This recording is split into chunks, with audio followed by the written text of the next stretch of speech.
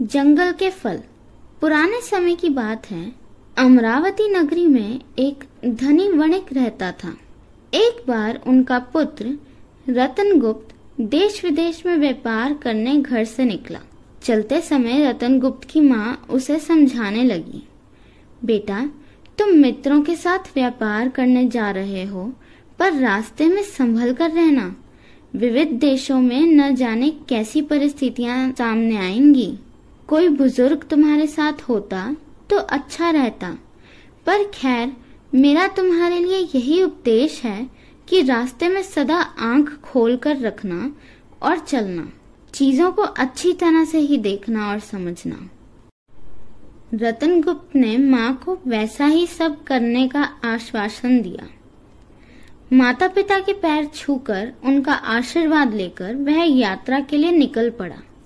रतनगुप्त और उसके साथियों ने अनेकों देशों में जाकर व्यापार किया और बहुत सा धन कमाया।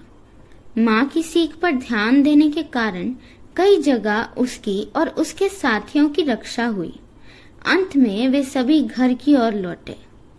उनके रास्ते में बहुत बड़ा जंगल पड़ा।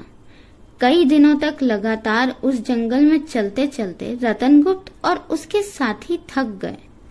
यहाँ तक कि उनके पास का खाने पीने का सामान भी खत्म हो गया। भूख से विकल हो वे आगे बढ़ने लगे। कई दिनों से खाना न मिलने से सभी के प्राण कुलबुला रहे थे। जैसे तैसे जाकर उस जंगल का अंत हुआ। जंगल के किनारे जाकर वे बैठ गए। पास में ही भीलों का एक गांव दिखाई दे रहा था।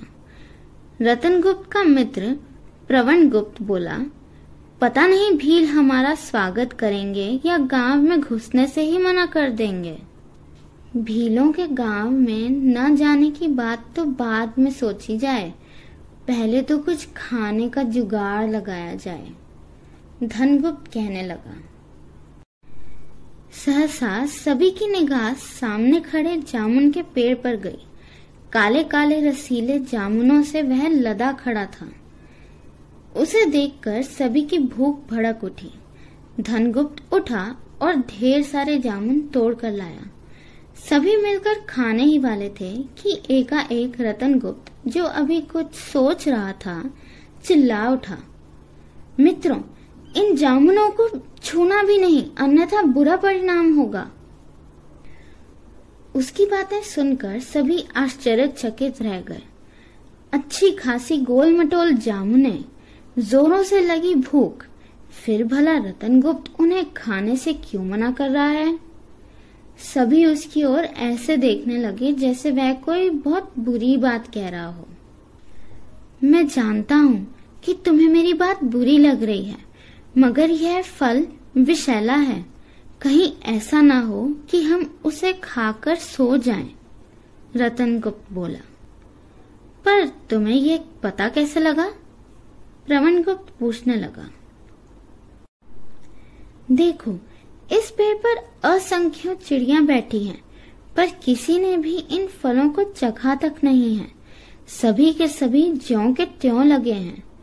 क्या यह संभव है कि फल खाने के योग्य हो और पक्षियों ने चखें तक नहीं, नष्ट न करें? और फिर पास ही भीलों का गांव है। यदि यह फल अच्छे होते तो भील ही आकर सबके सब तोड़कर ले जाते, रतनगुप्त बोला। क्या तुम अपनी बात सिद्ध कर सकते हो? प्रवणगुप्त कहने लगा। रतनगुप्त ने इधर उधर निगाह दौड़ाई। फिर सहसा ही उसने प्रवणगुप्त के पिंजरे में रहने वाले तोते को निकाला और उसके आगे एक जामुन रख दी। तोते ने उसे बड़े प्रेम से खाया, परंतु खाने के कुछ समय बाद ही गर्दन एक और लुढ़क गई और प्राण पखेरु उड़ गए। सभी मित्र रतनगुप्त की ओर प्रशंसा भरी नजरों से देखकर कहने लगे, मित्र, आज तुम्हारी दूरदर्शिता ने हम सबके प्राण बचाए हैं। वास्तव में वह जामुन जैसा देखने में लगता है, पर वह वैसा है नहीं। रास्ते में मिलने वाले सुंदर सुंदर पेड़ पौधे और फलों में न जाने कौन सा विषैला निकल आए, इसलिए बिना कोई परीक्षा किए किसी फल को भी चखना उचित नहीं है, रतनगुप्त बोला। इस प्रकार माँ की शिक्षा पर चलने से रतनगुप्त ने सबकी रक्षा कर ली। भूख की परवाह न करके सभी मित्र खुशी खुशी वहां से उठकर आगे बढ़ गए।